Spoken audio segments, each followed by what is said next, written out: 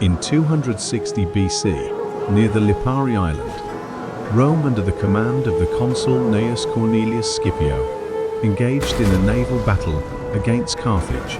It was the very first naval battle of Rome, but unfortunately for them, it resulted into a disastrous defeat.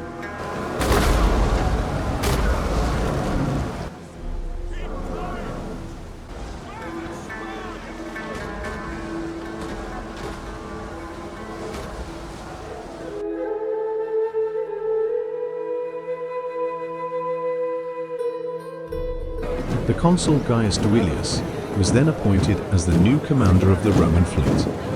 Though the Romans weren't still considered as experts in naval battle, they were, however, experts at bettering the new technologies they acquired, ranging from buildings to warfare armories, and the quinquireme was no exception. Another expertise of the Roman Republic was their land battles, and so they thought a way to better the boarding equipments so it would give them an advantage at their battles at sea.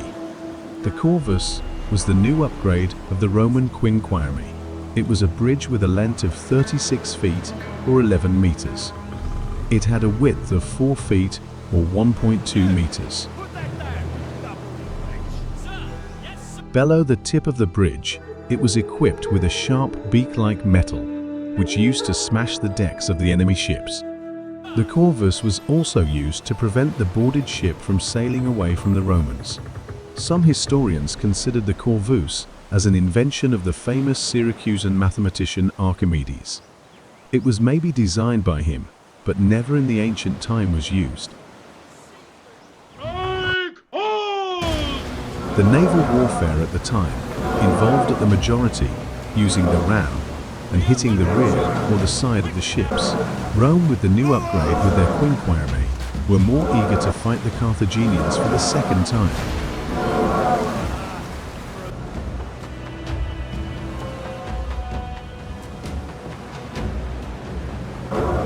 The quinquireme is the ship of excellence, having 5 oars, bronze rams, and closed hulls. At Mylae, the modern-day Milazzo in north of Sicily, between Lipari and Messana, the Carthagenian general Hannibal Gisco was with the rest of his fleet, probably replenishing his supplies and men after the Battle of Lipari against Scipio.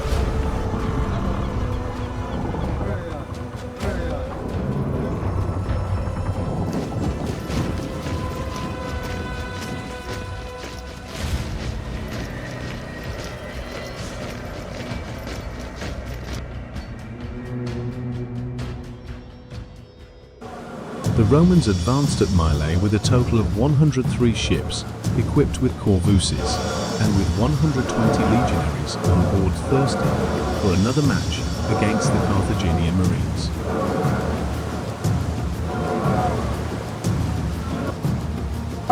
Romans, you noblest of men, you are the sons of Aeneas and of Romulus, the stepchildren of the wolf. Do not consider anything other than how you will celebrate victory, and it will be yours.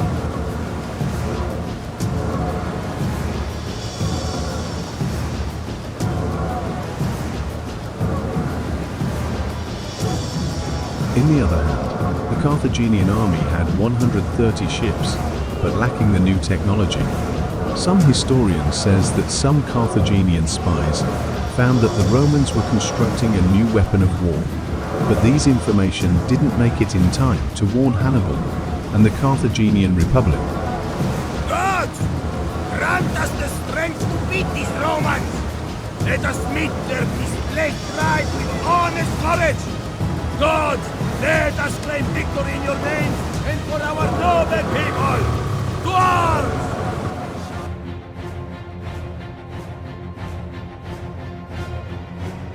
Hannibal accepted the declaration of battle, still influenced by his victory at Lipari. Soldiers, remember your ancestors as you go into battle.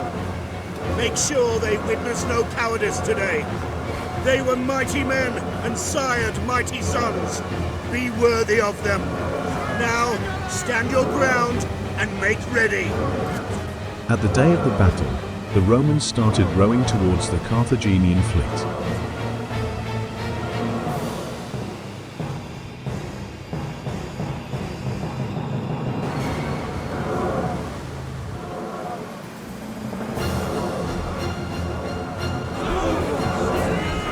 Hannibal responded the threat by sending 30 of his quinquire. We face only Romans! We must match their stupidity with stand resolve, their sullen stubbornness with courage! Men, I promise you that we shall be victorious if we do! We can break these fools and send them scurrying back to Rome! The excitement of the Carthagenians were clear in their faces.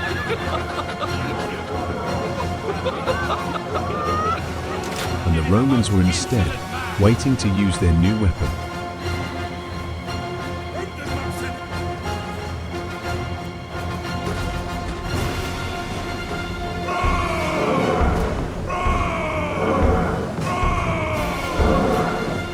We stand here for Rome, the Senate, and our families. All of them expect great things today. None of them will be disappointed, for I have every confidence in your bravery. Now to arms! It is no surprise that the Carthagenians were expert at rowing, and so their common strategy was ramming the flank of the Romans' warships.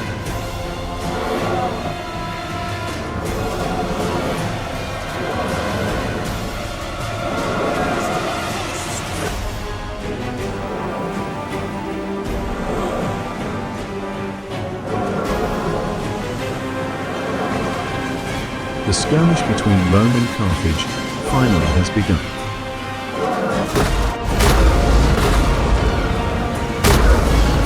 When Hannibal's troops were near the Roman ships, they were surprised by the Corvus faction, and so the boarding started. The Carthaginian caught off guard, and the Corvus was not the only ace of the Romans, but also the manpower of every ships. Rome equipped their quinquire with 120 legionaries, while the Carthaginian had only 50.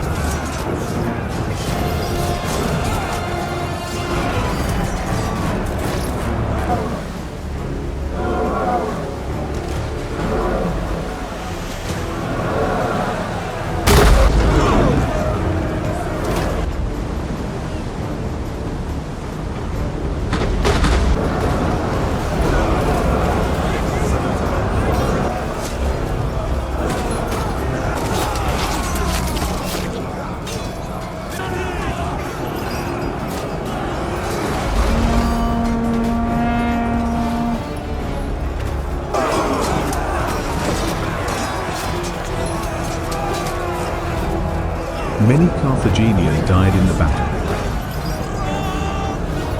Some surrendered and some drowned due to their sinking ship.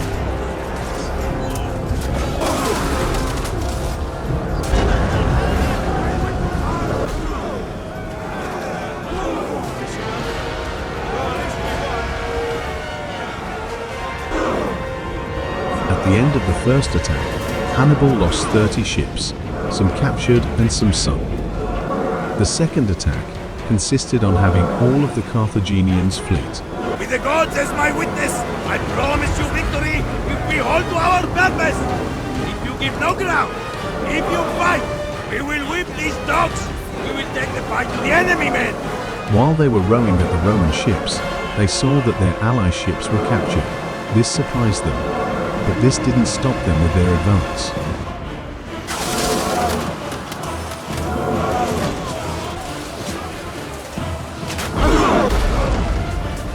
The second attack was a full-scale fleet attack, the Romans using their entire ships and the Carthagenians doing the same.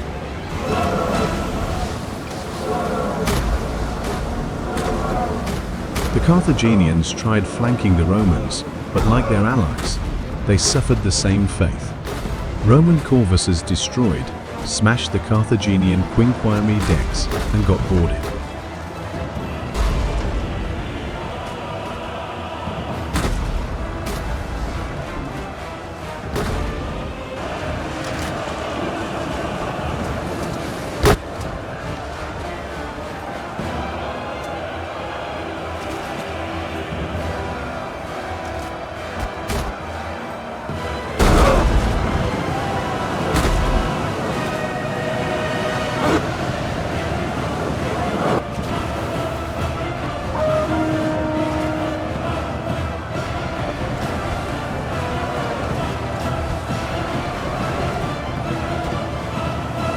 The Punics were panicking, not knowing how to counter the Roman advances.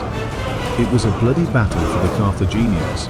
On the other hand, the Romans were dominating the battle, thanks to their land expertise and newfound knowledges.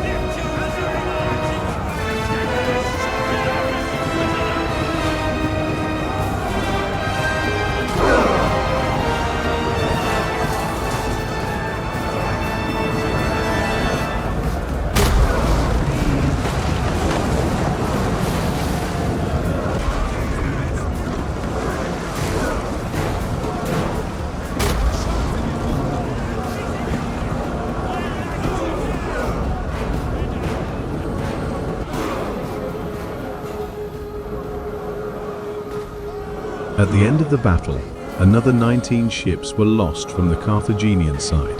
The Romans lost little amount of men and only few ships, while Hannibal suffered 50 quinquireme losses, 3,000 casualties, and 7,000 men captured.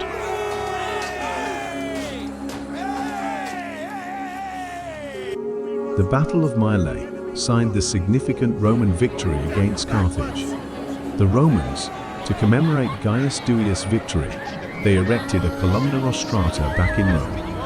Hannibal, however, retreated to another base in Sicily. Great battles are just about to unveil.